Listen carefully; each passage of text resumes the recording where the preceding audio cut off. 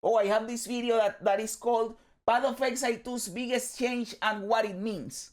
It is a short video, and the title caught my attention because one of the reasons I am excited about PoE 2 is because it's changing a lot of the stuff in PoE 1 that was not the best.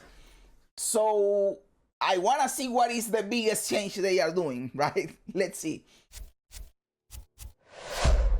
Hey guys, Palsteron here, and today let's talk about, in my opinion, the biggest change in terms of build making from Path of Exile 1 to Path of Exile 2. At least for softcore, but in order to explain, I'll just let Mark do the talking. If you die, then the map can no longer be run, and you will have to find another way around to get to the areas behind it. Now, this is obviously a very big deal, but I want to talk about kind of the impacts this is going to have, not just on the community, but also on the playstyle you're going to have and on the builds that you're going to make. Now, if you want my personal opinion, Basically, talking about the builds you're gonna make, you have to always think about defensiveness.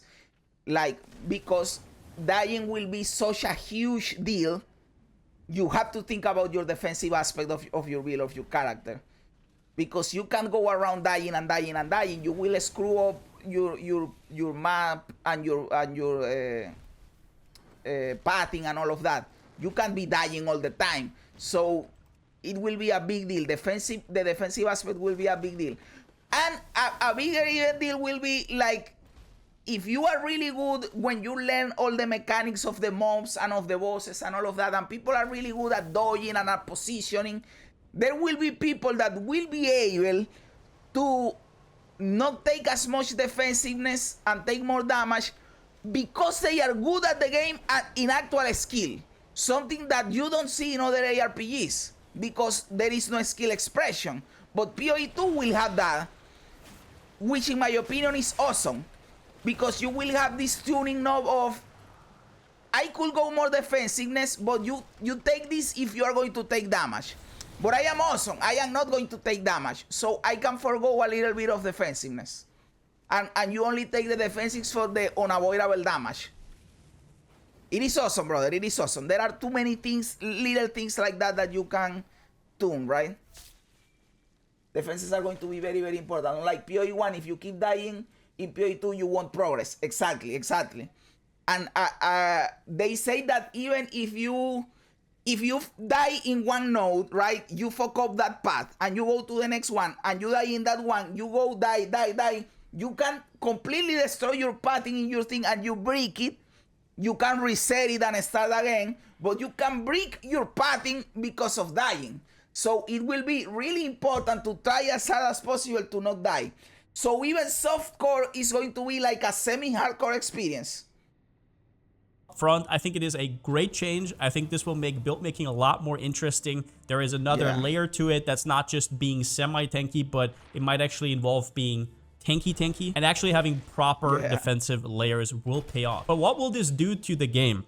First up, there will be huge outrage on day 1, day 2, day 3. I think that long term, it's a really good decision. I think early, while people are learning bosses, and people will be dying left and right, and they will be pissed off. according to them, bosses are getting a lot harder. People will be breaking a ton of them. And if PoE 2 bosses are anything like PoE 1 bosses, some of them you cannot really do unless you have a completely OP build. Like, for example, if you've never seen Maven before, you've never seen Jazzarus before, you've never seen Uber Elder before, the chance that you're actually going to do it is very... Like, I am sure that while watching Queen, I must have seen him fight one of these bosses.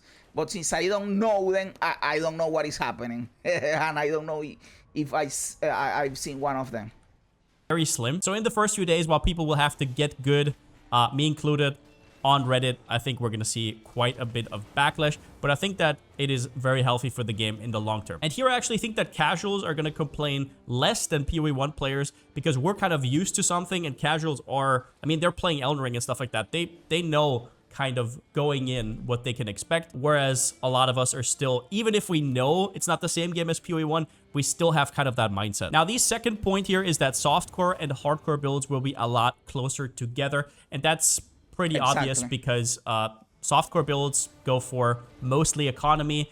Very often what happens is you actually kind of corpse rush, right? You mostly get movement speed early, you get damage early, so you can do as high content as possible so you don't fall behind in the trade economy, whereas hardcore builds have to think about their defenses at every stage of the game, which will now also change towards softcore builds. Maybe during the campaign, you can kind of get away with it, but once you're in maps and you actually want to traverse the Atlas. Is this the moment where Queen gets the best builds, dude? Where Queen builds with a lot of survivability and 0 DPS rise to the top, dude? Is this the moment, bro? It's going to be rough if you die. Next up, Avoidance will be a lot weaker, and that is because in Path of Exile 1, the way a lot of softcore players are planning out their builds is they expect to die sometimes. They don't want to be immortal because immortality, or like being close to immortal, is extremely resource intensive for almost every build. The payoff for that is not really there on softcore in a lot of content. So what they do is just slap on a Svalin or slap on some kind of other unique, go for like a Grace, I don't know, Grace plus Shade Flask or something. Of course, I don't know what any of that means, brother. And that's about it. Maybe a Cloak of Flame, maybe a Lightning Coil. But that will not really do it anymore. So Avoidance has the issue of if you get hit through all your Avoidance, you might still get popped, which will mean that you now have to solve for actual defenses, not just cosmetic, where if you get hit through, you're just gonna die. Another big consequence here is that ascendancies will be judged differently. If you remember the Deadeye era in softcore, stuff like that will probably not happen anymore. If you have an ascendancy that's fully offensive and you can't really make up for it outside of your ascendancy, that's gonna be a no-no. However, it's hard to say because we don't really know all the unique setups, right? There might be something where you can trade off defenses somewhere else. A big deal as well, as far as we know, Headhunter is not gonna be in the game as it currently is. There is going to be Headhunter, at least Jonathan kind of nudged to it, but it will not be the same because they just cannot give us Headhunter in its current form in Path of Exile 1. If you don't know what Headhunter does, this is it. Basically, you're just kind of completely invalidating the game in certain content and with all the rare mods, and you can't really do that. Like, if you want this game to be taken seriously, yeah. And Headhunter was a big deal on softcore in Path of Exile 1 because for... I don't have any fucking idea what Headhunter does. I have heard it before because people talk about it, but I don't know what it does. Content where you kill a lot of rares, you kind of just get a freebie and your build gets like 20 times as strong. Very often Headhunter would be the thing where bow builds and other squishy builds would get their only defenses from. The next one is, I kind of alluded to this one already, but defense needs to now be a full game plan. And what I mean by that is you can't just like corpse rush into endgame, only pick up movement speed, only pick up damage, and it gives you all the modifiers of any rare monster you kill. Wow, so if you kill a monster that have, for example, extra health, you get extra health. That is insane. But I have to think it is not permanent. It must have a duration, right? It gives you for 20 seconds, let's say. I have to think it's something like that. Because if it is permanent, you are immortal. You are insane.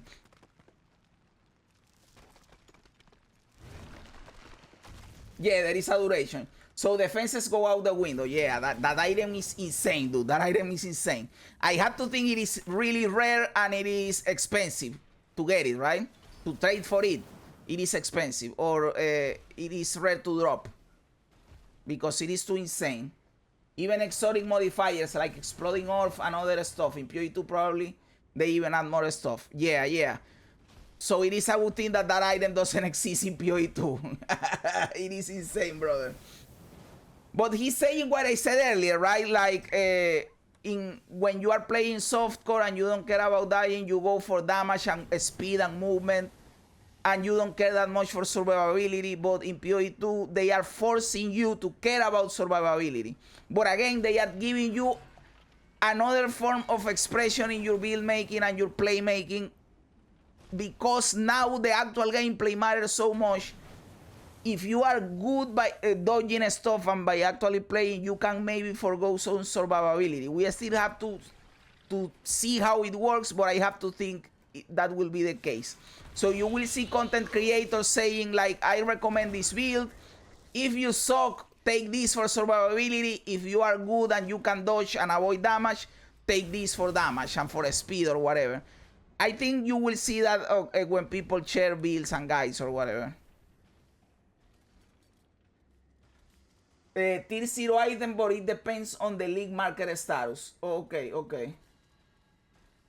then at level 90 or 95 kind of think about getting a defensive setup or start getting life rolls on your gear. No. The reason this worked in Path of Exile 1 is because losing 10% of your EXP on death is not as big of a deal if you're like level 85, level 88 or something. Later on, you got your life rolls, you got your defensive layers, kind of just enough so you're comfy, because once you get to 96, 97, it's pretty brutal to lose that XP.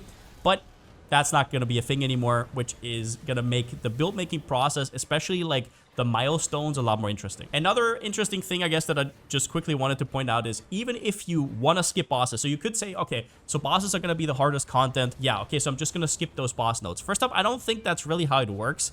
For example, if you look at these nodes behind me here, I really don't think that you can just easily maneuver around those all the time, which is also why it's so rough to actually die. Because, like, for example, if you die here, now all of these are kind of bad, or you have to path of... Like, there's another boss here, so if you die here, then you have to encounter the next boss. You know the drill. It's a little bit of an issue. But rares need to be... Easy solution, brother. No, don't die. Don't die. No issue there. Don't die. To me, it is going to be really hard because I die a lot. It was confirmed that you can skip the bosses if you want. Nice, nice, nice. I would probably not skip the bosses because that is why I want to play the game, to fight bosses. But it is good to know that you can do it.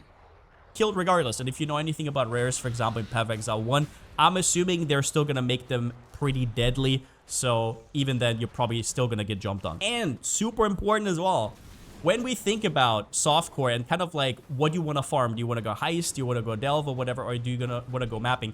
Everybody will be mapping. Atlas now, other than like the Uber trials, I don't know how they're connected to mapping exactly.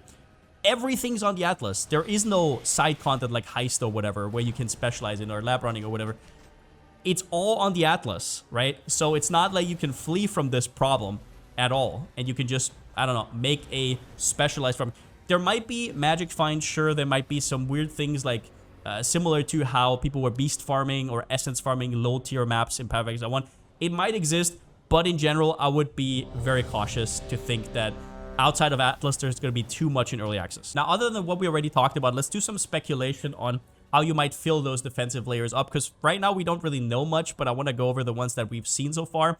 First up, Energy Shield seems quite strong, although we've seen there's a lot of percentage on the tree, but you have to remember, intelligence does not give percentage ES anymore. That's the first thing. And the second thing is we do not know what a high tier energy shield base looks like.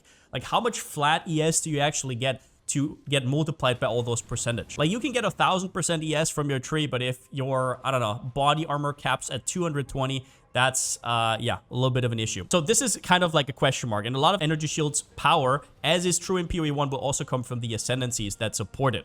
Stun, freeze, slow, all kinds of crowd control are probably going to be a must-have in most builds, and the way I've seen it from most setups is it's not really going to be an issue. They're built into a lot of the skills that you want to use anyways. Now that he's talking about crowd control, I have to ask if you can become crowd controlled by mobs or by bosses. Because this is a big thing in Diablo 4 that people hate, that you can get crowd control, they can feed you, they can stun you, they can immobilize you, they can freeze you. And you have to incorporate in your build being unstoppable, meaning being immune to CC. Is this a thing in PoE? Like, can you get crowd control, and will you have to incorporate in your build being immune to crowd control at some points to be able to dodge some mechanics or some stuff? Have they talked about masteries from a skill tree? I think they have not. I saw that you can freeze them. Masteries, the thing is, like, I don't know much about PoE, so I don't know if I can be mistaking this for another thing. But I saw that they reveal a lot of things in the tree that are like being big nodes where they give you a big bonus, but they also give you a drawback. For example, like you double the amount of stun you can inflict, but now you can't dodge. So stuff like that, which in my opinion is awesome for fantasy and for build variety and for all of that. It is in PoE, yeah, but from what I've experienced, it isn't really that prevalent. Okay, it isn't that important. Sometimes it depends on the abilities. Okay, okay. Wait, so can you see both chats or should I be on YouTube? I can see both chats, brother. I can. In fact, let me do this. Check this out. Now you can see both chats too. Now you can see both chats too. Everybody can see both chats now in the screen. Look at that. There's also very easy ways to get around it. Purity of Elements, for example, gives you immunity to a lot of status effects that are the most common. That's a keystone. The masteries are on the notable passives. Oh, okay, nice. I still, because I don't know what a notable passive is, I still don't understand. But now I know that the thing that I said is a keystone. Okay.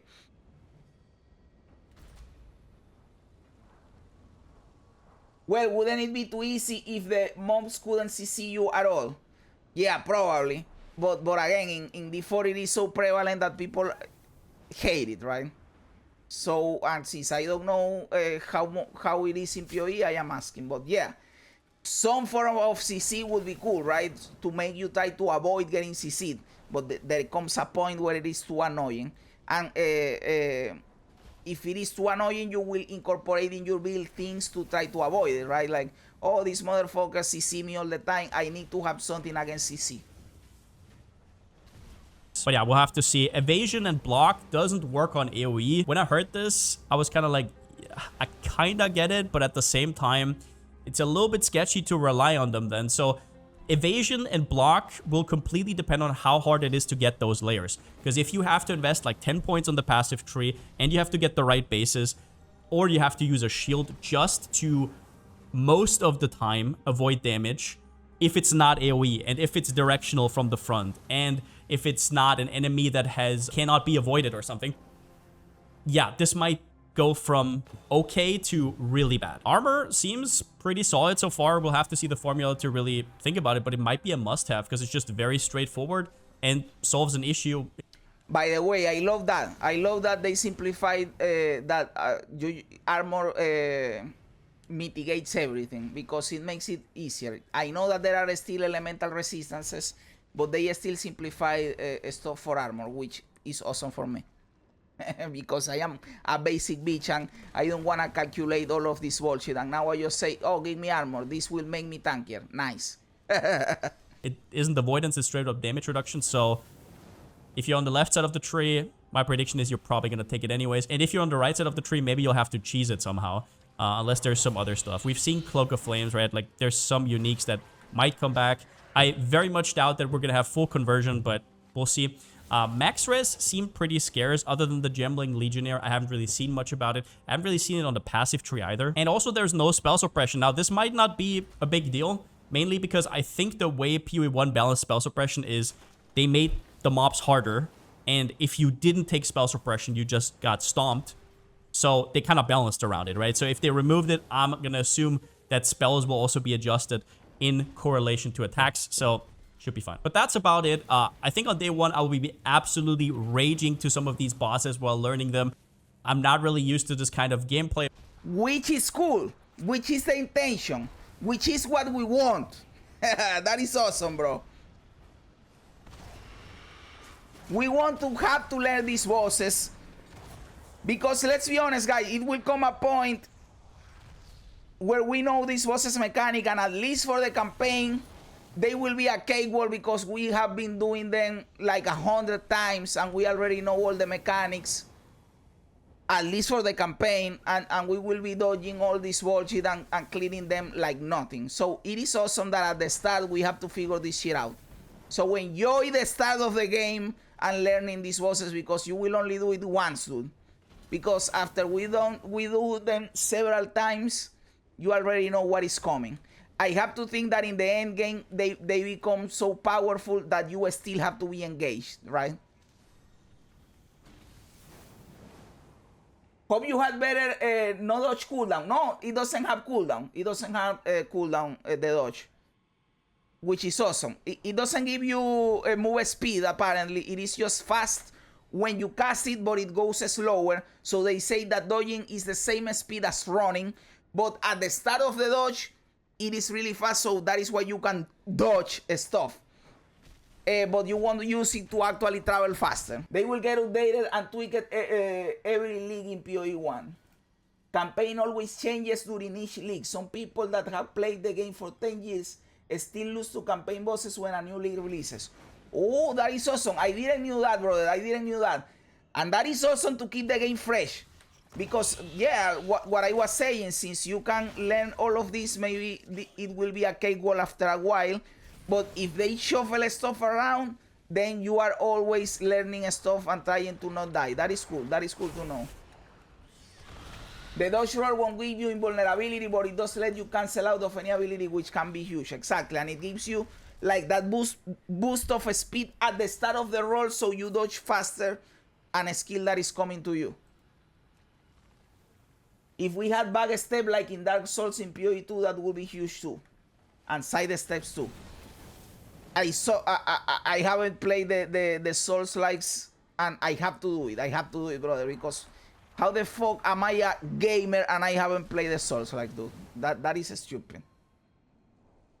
But I'll just have to get good as everybody else. I'll be streaming over on twitch.tv/Palsteron if you haven't checked it out already. But yeah, tell me what you think about this change down in the comments. Am I cooked? Is it not going to be too much of a difference? Are people still just going to go MF with no defense and they're just going to skip all the bosses, just zoom through the Atlas? But yeah, with that being said, since I still don't have a slogan, see you next time. Brother, if you don't have a slogan, do what I did. Copy one. I use copy the Bill Hicks one, which is awesome. This is just alright. He didn't use it as a how do you say it? I use it to like as an outro. He didn't use it like an outro. It was just a bit in one of his comedy specials.